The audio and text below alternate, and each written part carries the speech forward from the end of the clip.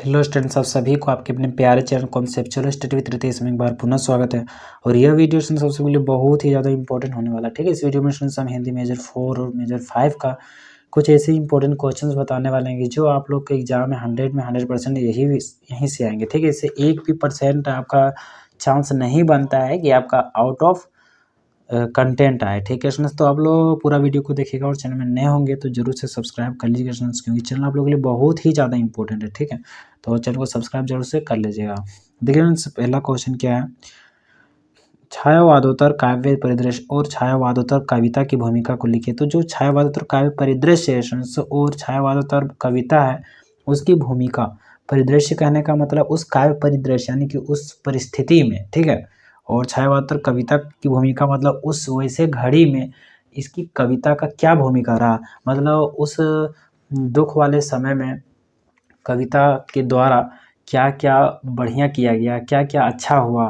ठीक है, तो उस मतलब अंग्रेज़ों का जो समय था तो उस वैसे समय में जो काव्य कविता थी वो किस प्रकार से अपना भूमिका निभाई, उसी को लिखना है। ठीक है फ्रेंड्स, अब देखिए अगला क्या है, छायावादोत्तर कविता में यथार्थ दृष्टि के उदय के स्वरूप का वर्णन कीजिए। देखिए छायावादोत्तर कविता में ना यथार्थ दृष्टि मतलब कि अब जो है सो हम लोग जो है सो भ्रम में नहीं रहेंगे। ठीक है, जो रहेंगे यथार्थता में रहेंगे, यानी कि जो रियलिटी है, जो सही है, उसी में हम लोग रहने वाले हैं। यथार्थ दृष्टि के उदय का स्वरूप का वर्णन किया गया छायावादोत्तर कविता में कि चलो अब हम लोग जो है यथार्थ में आ चुके हैं। ठीक है, हम लोग पहले किस में थे, अंग्रेजों के हाथ में थे और उन्हीं के द्वारा शासन किए जाते थे, लेकिन उनको लगने लगा था या फिर लग रहा था कि अब अंग्रेजों से छुटकारा पा लेंगे या फिर पा गए हैं। ठीक है, इस तरह से तो यथार्थ दृष्टि का उदय हो गया। छायावादोत्तर काव्य धारा के प्रमुख प्रवृत्तियों प्रगतिवाद और प्रयोगवाद का विस्तार से वर्णन किया। देखिए स्टूडेंट्स, क्या है,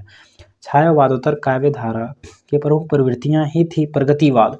प्रगतिवाद कहने का मतलब सबको लग रहा था कि हाँ अब प्रगति होगा देश का। ठीक है, क्यों होगा, सो आप लोगों को भी पता है स्टूडेंट्स, क्योंकि देश गुलामी से आज़ाद होने वाला है तो प्रगति तो खैर होने ही वाला है। ठीक है, और प्रयोगवाद यानी कि कोई भी अपने कामों को प्रयोग करते हैं। ठीक है, और अलग अलग तरीके से अपने अलग अलग कार्यों में सफलता हासिल करते हैं और इसी तरह से अपना काम आगे बढ़ाते हैं। तो ये क्या हो गया, प्रयोगवाद। इसका और भी अर्थ है, लेकिन हम कुछ अर्थों को आप लोग के सामने रख रहे हैं। ठीक है, अब देखिए स्टूडेंट्स, अगला क्या है, छायावादोत्तर काव्य धारा की नई कविता। छायावादोत्तर काव्य धारा जो है उसमें कुछ नई कविताओं का भी सृजन हुआ। तो नई कविता कौन कौन सी थी, ठीक है स्टूडेंट्स, तो उसको भी थोड़ा सा आप लोग रीड कर लीजिएगा। ठीक है, और समकालीन कविता के बारे में विस्तार से लिखिए। तो समकालीन कविता और नई कविता, ये सब दोनों के बारे में क्वेश्चंस आ सकते हैं। तो देखिए 4 ठो क्वेश्चन इधर हैं, चारों में से चारों आ जाएंगे। ठीक है, कहीं ना कहीं आप लोग को लिखना पड़ जाएगा। अब अगला देखिए 5वां में क्या, इनमें से कोई पोएम दे दे, यानी कि थोड़ा कविता का अंश दे दे, या फिर छोटा क्वेश्चन दे दे, जैसे कि इंसान और कुत्ते के लेखक कौन है, तो हरिवंश राय बच्चन है। ठीक है, इस तरह से करके कवि कौन है, इस तरह से। ठीक है, हिमालय के प्रति रामधारी सिंह दिनकर, सच्चिदानंद हिरानंद वात्स्यायन आगे उठ चल हारिल, तुम लोगों से दूर गजानन माधव मुक्तिबोध, धर्मवीर भारती, ठंडा लोहा, नरेश मेहता, घर की ओर। ठीक है, धूमिल जी का है 20 साल बाद। फिर सर्वेश्वर दयाल सक्सेना का है फसल, शायद थोड़ा सा अंश आप लोग पढ़े होंगे 10th में फसल का। ठीक है, अब देखिए सर, आप लोग को टोटल 5 पॉइंट बताए हैं। इस 5 पॉइंट में आप लोग का मेजर 4 क्लियर हो जाता है। ठीक है, आप लोग इस परीक्षा में उत्तीर्ण हो जाएंगे अगर इतना 4-5 क्वेश्चन अगर बढ़िया से आप लोग कर लेते हैं तो। और इस चैनल में से शायद आंसर भी बताए जाएंगे, तो आप लोग जरूर से चैनल को सब्सक्राइब करके रखिए ताकि आप लोग देख पाए जैसे हम अपलोड करे थे इसे। ठीक है, अब देखिए मेजर 5 में क्या बोला जा रहा है, आधुनिक हिंदी गद्य के विकास की परिस्थितियां एवं पृष्ठभूमि का वर्णन करें। जो आधुनिक हिंदी गद्य है, गद्य कहने का मतलब क्या है, कहानी टाइप का। ठीक है, कहानी लेखन वगैरह।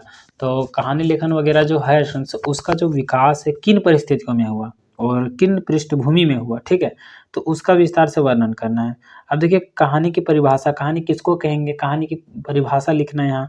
इसके कौन कौन से तत्व होने चाहिए जिसको ही हम लोग कहानी बोलेंगे, अलग अलग चीज़ों को कहानी नहीं बोल सकते हैं तो क्यों नहीं बोल सकते हैं, और जिसको बोलेंगे उसको क्यों बोल सकते हैं। ठीक है, कौन कौन से तत्व होंगे तो बोलेंगे, इसको क्वेश्चन लिखना है।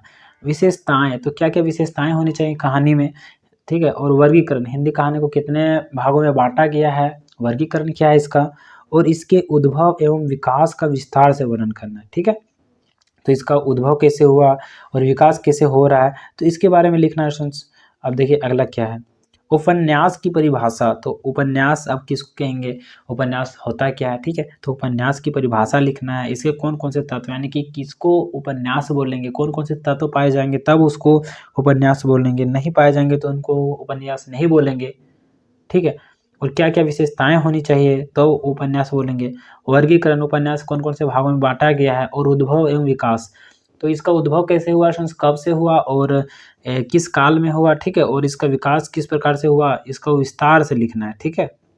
अब लास्ट और इम्पोर्टेंट क्वेश्चन देखिए, कथेतर गद्य के उद्भव एवं विकास। कथेतर गद्य, कथेतर गद्य यानी कि अपने मुंह से जो बोला जाता है या फिर सुना जाता है इस तरह से, ठीक है। तो कथेतर गद्य के उद्भव एवं विकास का वर्णन करना है, जिनमें संस्मरण, संस्मरण क्या होता है, अपने संस्मरण से लिखा जाता है, ठीक है, अपने मन से लिखा जाता है। जीवनी लिखा जाता है किसी दूसरे के बारे में, आत्मकथा लिखा जाता है अपने बारे में, रेखा चित्र, फिर रिपोर्टाज और यात्रा वृत्त, यात्रा वृत्त भी अपने से ही लिखा जाता है कहीं यात्रा करने के दौरान, ठीक है।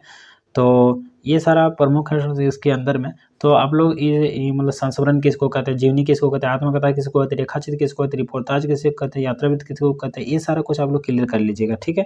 तो टोटल 4 क्वेश्चन मेजर 5 में है, 5 क्वेश्चन मेजर 4 में, 9 क्वेश्चन अगर आप बढ़िया से कर लेते हैं तो आपको रोकने वाला कोई नहीं है स्टूडेंट्स। लेकिन स्टूडेंट्स बात यह है ना कि आप क्वेश्चन जान के भी आपको आंसर जानने के बावजूद भी कुछ ऐसे पॉइंट होते हैं जिसको आप नहीं कर पाते हैं, ठीक है। तो वो हम स्टूडेंट्स प्राइवेट क्लासेज में ज्वाइन होइए, उसमें हम रेगुलर क्लासेज के माध्यम से यानी कि एक एक पॉइंट को आप लोग को 2-3 वीडियोज में क्लियर करके बढ़िया से समझाएंगे स्टूडेंट्स, ताकि आप लोग आंसर राइटिंग बढ़िया कर पाएँ, ठीक है। आंसर को बढ़िया से लिख सकें, ओरिजिनल आंसर को लिख सकें, ऐसा नहीं कि इसी तरह लिख रहे हैं, ठीक है, उस तरह से नहीं। तो उससे मार्क्स आप लोग को मिलेंगे, सारा कंप्लीट करवाया जाता है स्टूडेंट्स तो 499 में। तो आप लोग व्हाट्सअप नंबर मेरा जो है सो डिस्क्रिप्शन बॉक्स में है, तो आप लोग तुरंत मैसेज करें, ठीक है। और सारा का सारा आप लोग अपना अपना जो भी सिलेबस है वो सारा क्लियर कर सकते हैं, नोट्स वहाँ मिलेंगे, वीडियोज़ मिलेंगे, गूगल मीट होंगे, टेस्ट होते हैं, और स्टूडेंट्स केस पेपर भी मेरा पर्सनल आप लोग को मिलते हैं, ठीक है। तो आप लोग जरूर से ज्वाइन करें और इस चैनल को भी सब्सक्राइब कर लें, ताकि इंपॉर्टेंट क्वेश्चन सारे के सारे का मिलेगा इसमें भी, ठीक है। और थैंक्स फॉर वॉचिंग, फिर मिलेंगे नए इंटरेस्टिंग वीडियो के साथ, तब तक के लिए जय हिंद, वंदे मातरम।